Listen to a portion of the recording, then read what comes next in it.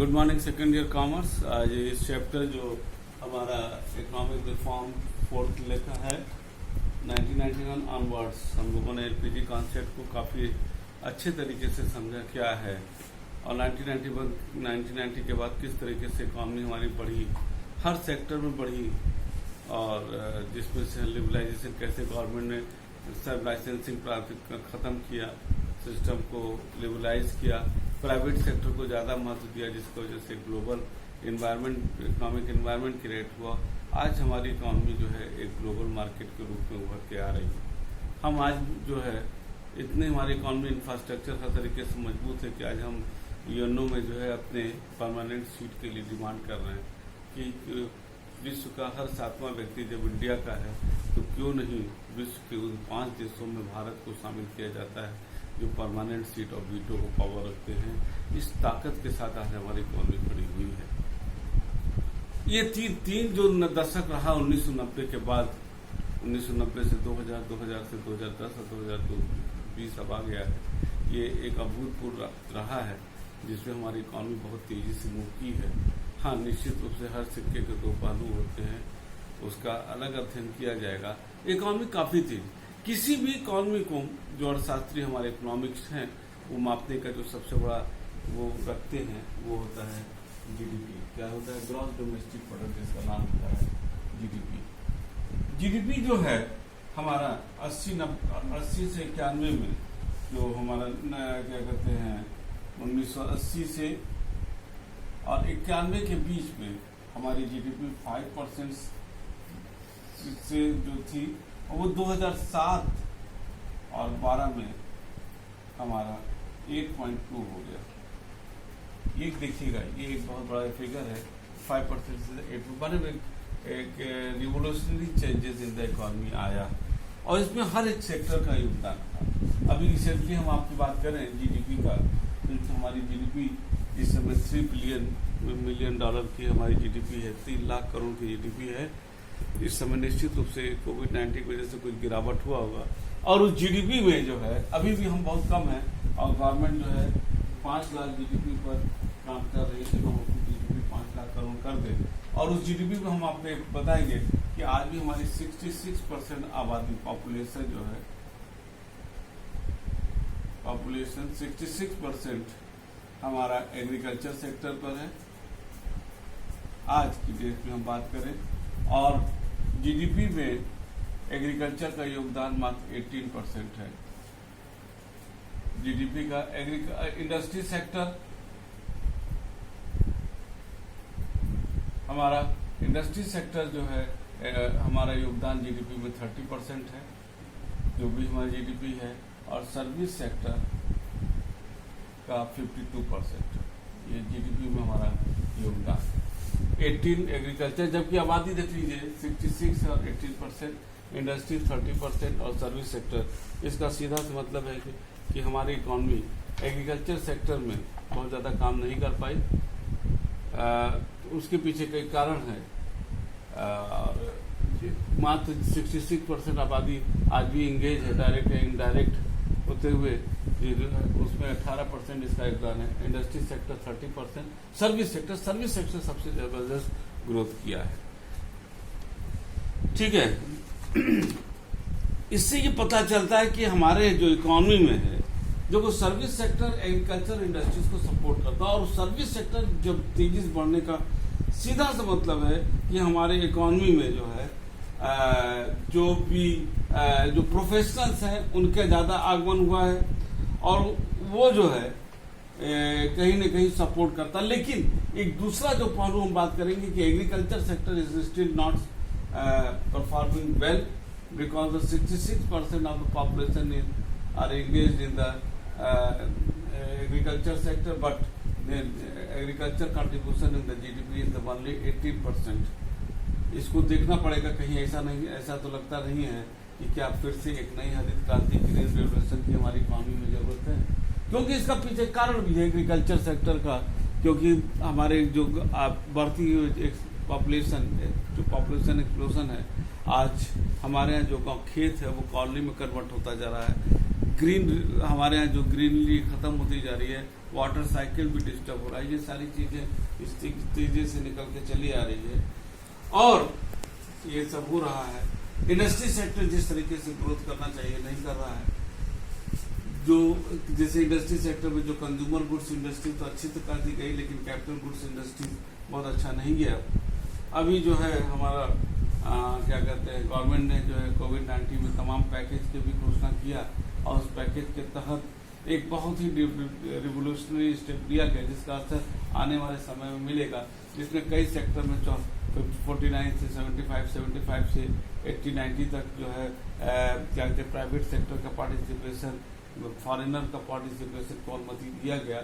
कुछ एक सेक्टर को छोड़ करके बाकी सेक्टर में आके आइए, हमारे यहाँ इंडस्ट्रीज लगाइए। इवन यूपी गवर्नमेंट भी जो है अपने यहाँ तमाम इस तरह से डिफेंस सेक्टर में डिफेंस एक्सपो का भी प्रदर्शन लगा, जिसमें विदेश से लोग जो है इंडिया में अब डिफेंस सेक्टर में भी इन्वेस्टमेंट करने को आ रहे हैं। डिफेंस में भी एक अच्छा खासा कैपिटल को विदेशी लोगों को, foreign investor, institutional foreign investors को आने की अनुमति गवर्नमेंट दे रही है, ठीक है ना। जहां तक विदेशी निवेश की बात है, 1991 में हमारे जो विदेशी निवेश $30 बिलियन के स्तर पर पहुंच गया और बाकी जो है $30 बिलियन पहुंच गया। भारत के जो हमारा फॉरेन एक्सचेंज जो फंड है $6 बिलियन से बढ़ करके $413 बिलियन पहुंच गया। इस समय मेरी जो मुझे यह मालूम है, इस समय $500 बिलियन का हमारा फॉरेन एक्सचेंज फंड अभी भी रिजर्व बैंक के पास है।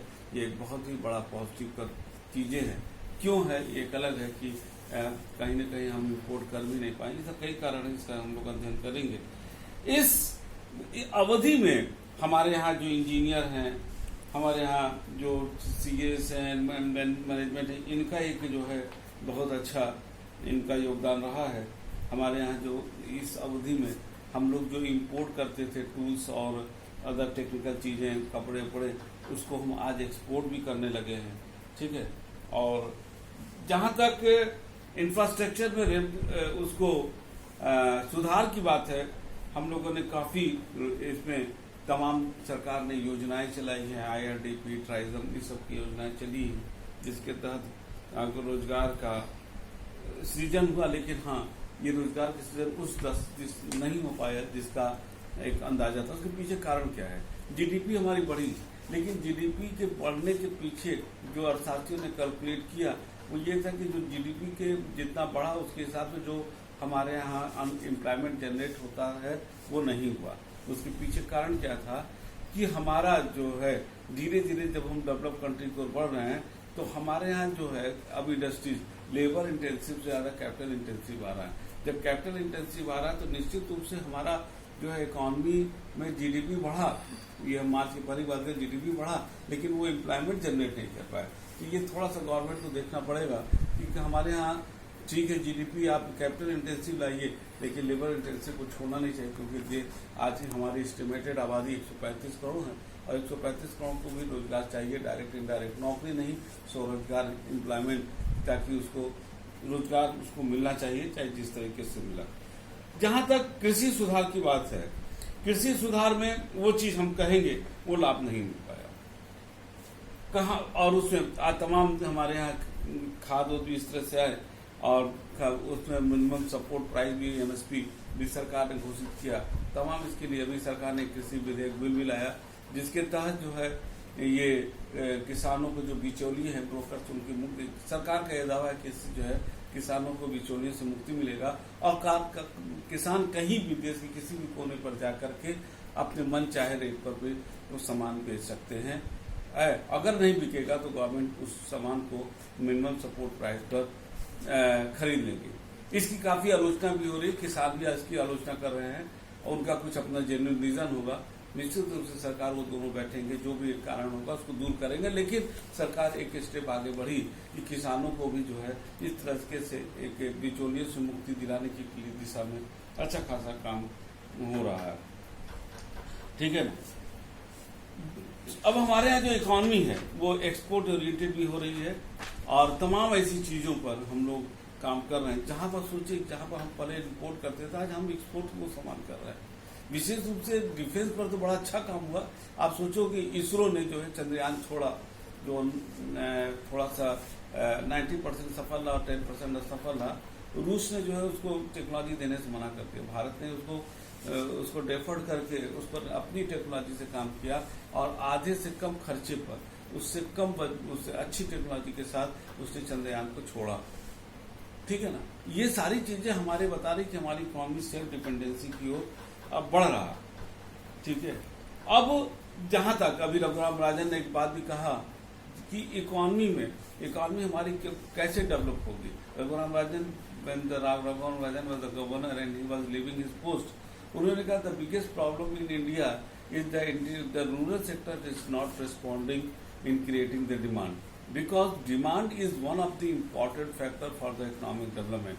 अगर डिमांड बढ़ेगा तो हम मार्केट में सामान लेंगे, मार्केट में जब सामान लेंगे तो वो ज्यादा से ज्यादा सामान बिकेगा, उसको भी दुकानदार को भी प्रॉफिट होगा, दुकानदार फैक्ट्री मालिक से कहेगा, फैक्ट्री मालिक प्रोडक्शन करेगा, फैक्टर्स करेगा, जितने भी फैक्टर ऑफ प्रोडक्शन है उनको भी लाभ होगा और इस तरीके से हमारी इकोनॉमी बढ़ेगी।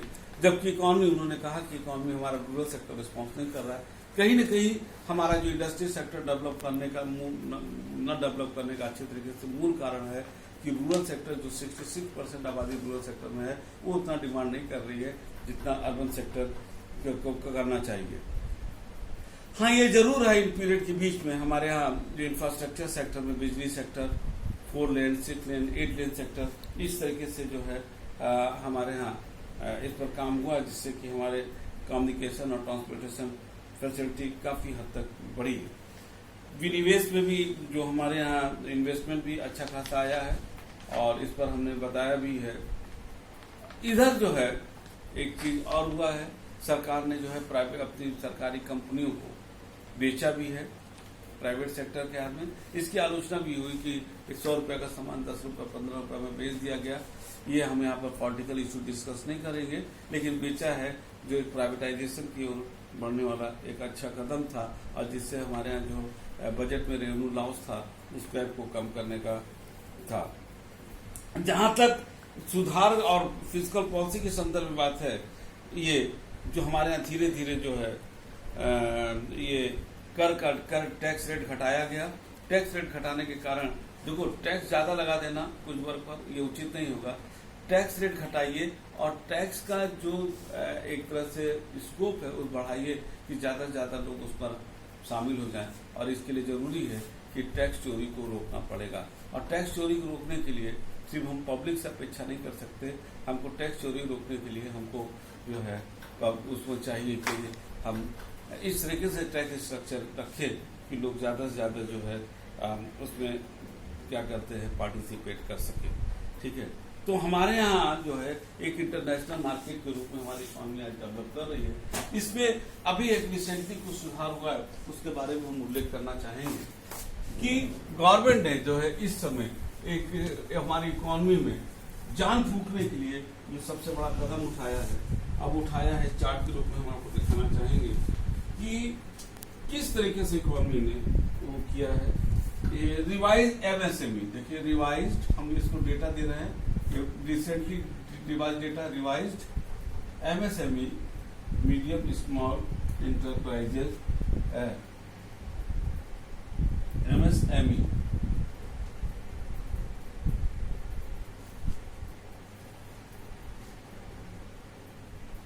ई फॉर इंटरप्राइजेज, इसका जो चार्ट हम बना रहे हैं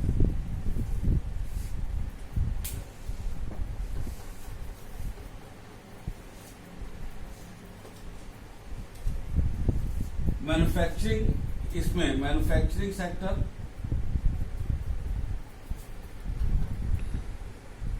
और सर्विस सेक्टर को एक साथ शामिल कर लिया गया इस कैटेगरी में, जिसके तहत मिनिमम जो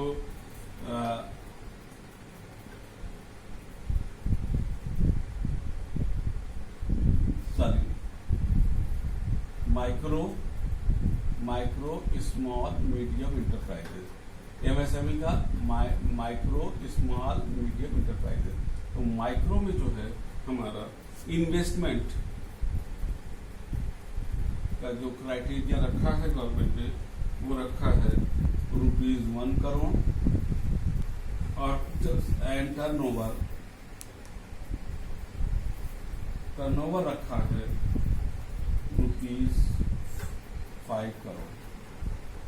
यहाँ पर स्मॉल के लिए रखा गया है, एक बहुत बड़ा ड्रास्टिक चेंज था।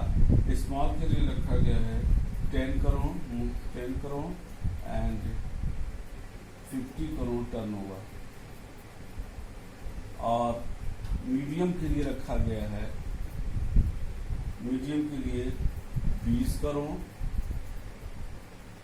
एंड 100, इसको तो बाद में चेंज भी कर दिया गया, सॉरी इसको बाद में चेंज भी कर दिया गया, 50 करोड़ एंड 250 करोड़ की इंडस्ट्रीज इसमें आएगी। ये एक ड्रास्टिक चेंज था कि मैन्युफैक्चरिंग सेक्टर जो पहले इन्वेस्टमेंट और टर्नओवर अलग अलग था, अब दोनों को शामिल कर दिया। पहले ये 25 लाख था, अब 1 करोड़ कर दिया गया। पहले ये 5 करोड़ था, 10 करोड़ कर दिया गया। पहले ये 10 करोड़ था, फिर 20 हुआ, फिर बाद में गवर्नमेंट ने संशोधन करके उसको 50 करोड़ कर दिया। यानी कि इसके अंतर्गत आने वाले जितने भी इंडस्ट्रीज होंगे, जो स्मॉल बिजनेस होंगे, उनको गवर्नमेंट एक अच्छे जो है सुविधा देगी, फाइनेंशियल हर तरीके की, ताकि वो डेवलप कर सके। ठीक है ना। ये एक बहुत बड़ा ड्रास्टिक कदम था, जिसमें बहुत दिनों बाद गवर्नमेंट ने इन मैन्युफैक्चरिंग सर्विस सेक्टर को कंबाइन करते हुए, इसके पूरे डिफिनेशन को चेंज करते हुए, ज्यादातर मीडियम और स्मॉल सारी इंडस्ट्रीज को जो है उसको ले आया इसके परव्यू में, ताकि फाइनेंशियल। इसमें सोचो ना, इन्वेस्टमेंट अगर 1 करोड़ है और 1 करोड़ रुपए टोटल इन्वेस्टमेंट नहीं होता है, वो plant and machinery. Plant machinery का मतलब क्या होता है? मशीन तो आप जानते हो, प्लांट वो एरिया जहां पर मशीन लगाया जाता है, that is the plant and machinery.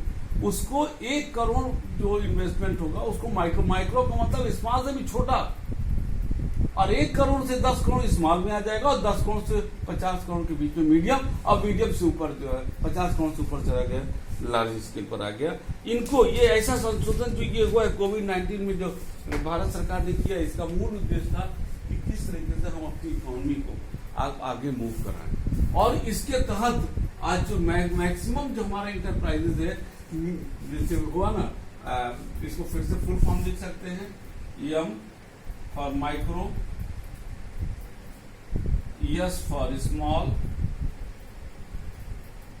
फिर दूसरा एम फॉर मीडियम और ई फॉर इंटरप्राइजेस।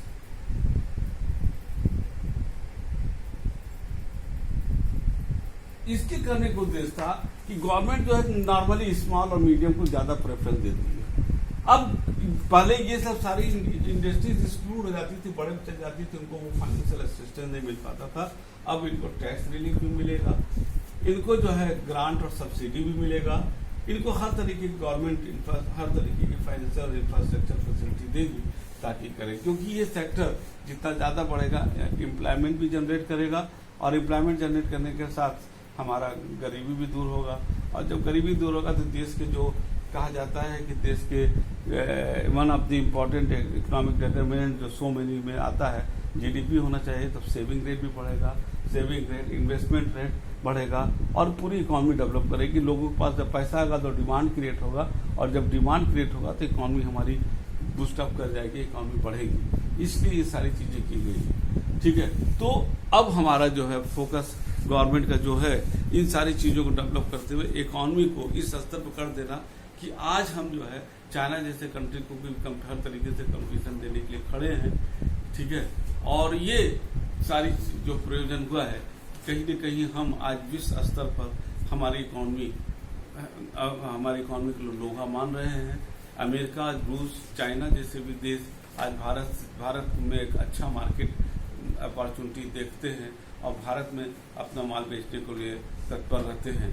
यहाँ पर सिर्फ इस बात के लिए आपको खुश नहीं होना चाहिए, ये देश हमारे यहाँ माल बेचने के लिए तत्पर होते हैं, और हम कहते हैं बहुत खुश हो गए।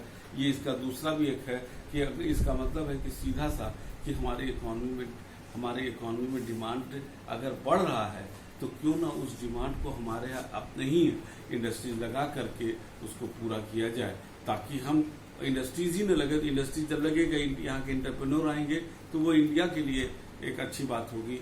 और साथ ही साथ एक्स्ट्रा जब एक्सेस सामान बनाएंगे, सरप्लस सामान बनाएंगे, तो एक्सपोर्ट भी हमारा हो सकता है। यहाँ पर एक चीज और उल्लेख करना चाहेंगे कि जब 2014 में जब नरेंद्र मोदी आए तो उन्होंने एक नया दिया उस नारा, और वो नारा था मेक इन इंडिया का। मेक इन इंडिया का सीधा सा मतलब है कि हम सामान इंडिया में बनाएं, और इंडिया में ही जो विशेष रूप से पहला कोशिश करना है import substitution industries, point number 1, export industries, इस दो पर फोकस करते हुए इंडस्ट्रीज को लाना है ताकि हमारा फॉरेन एक्सचेंज भी बढ़ सके और उसको हम दूसरे क्षेत्र पर हम लोग काम कर सके। ठीक है। और इसके तहत उन्होंने आज तमाम ऐसे किए हैं, स्टार्टअप इंडिया कार्यक्रम शुरू किया है, जो छोटे छोटे व्यापारी हैं वो आगे आए। तमाम रिजर्व बैंक ने जो है बैंकों को खोला, पेमेंट बैंक और ये बैंक वो बैंक, ये तमाम सारी सुविधाएं आए। सिर्फ इकोनॉमिक ही सेक्टर नहीं, टेक्नोलॉजिकल में हम लोगों ने देखा इसरो ने भी चंद्रयान 2 छोड़ा और आगे भी योजनाएं हैं छोड़ने का। इकोनॉमिक सेक्टर पर और हर सेक्टर पर देश हमारा बहुत आगे। निश्चित रूप से कुछ कमियां हैं जो पॉलिटिकल पार्टी हमारे साथ लाते रहते हैं, हम उस पर डिस्कस नहीं करेंगे क्योंकि कमियां सभी रहती है, लेकिन एक चीज है कि हम सही दिशा में आगे बढ़ रहे हैं। हमको चाहिए कि हम अपने एक्सपर्ट अर्थशास्त्रियों से सलाह लेकर के हम उस पर काम करें और आगे बढ़ें। यहाँ एक सबसे बड़ी उल्लेखनीय बात और रही कि 1914 के बाद प्लानिंग कमीशन को खत्म कर दिया गया और उसकी जगह नीति आयोग को लाया गया, जिसका चेयरमैन वो प्रधानमंत्री ही होता है, और नीति आयोग अब हमारे देश की प्लानिंग को बनाता है। अगले किसी क्लास में हम आपको बताएंगे why the planning commission has been replaced by the NITI Aayog. ठीक है, तब हम उसमें किसी क्लास में हम संदर्भ में बता देंगे। और हमको उम्मीद है कि ये पूरा चैप्टर आपका जो पोस्ट इंडिया जो 1990 ऑनवर्ड्स जो इकोनॉमिक रिफॉर्म हुआ है, जिसकी वजह से आज हम लोग सिर्फ डेवलपिंग नहीं, हम we are just knocking the door of the development, becoming the develop country. और हमारे भारत रत्न अब्दुल कलाम ने नारा भी दिया था इंडिया 2020 विजन 2020 कि भारत 2020 में डेवलप कंट्री हो जाएगा। ठीक है, 2020 में नहीं हुआ, लेकिन हम लोग we are just approaching for becoming the develop country. तो इसी के साथ हम उम्मीद करते हैं कि जल्दी ही भारत हमारा डेवलप कंट्री होगा और हम इकोनॉमिक रूप से हम वर्ल्ड लीडर के रूप में निकल के आएंगे और हम देश के सम्मान, देश में सर ऊंचा करके कहेंगे कि हम भारत के नागरिक हैं, उस देश का जो आज भारत समृद्ध राष्ट्र है और डेवलप कंट्री है, और उस देश के नागरिक हैं। इस आशा के साथ आज का क्लास ओवर करते हैं और अगले क्लास में हम फिर मिलेंगे तमाम अच्छी चीज़ों की जानकारी लेते हुए। तब तक आप घर पर रहिए, सेफ रहिए, एंजॉय कीजिए। अगर स्कूल खुलता है तो आइएगा, पढ़िएगा और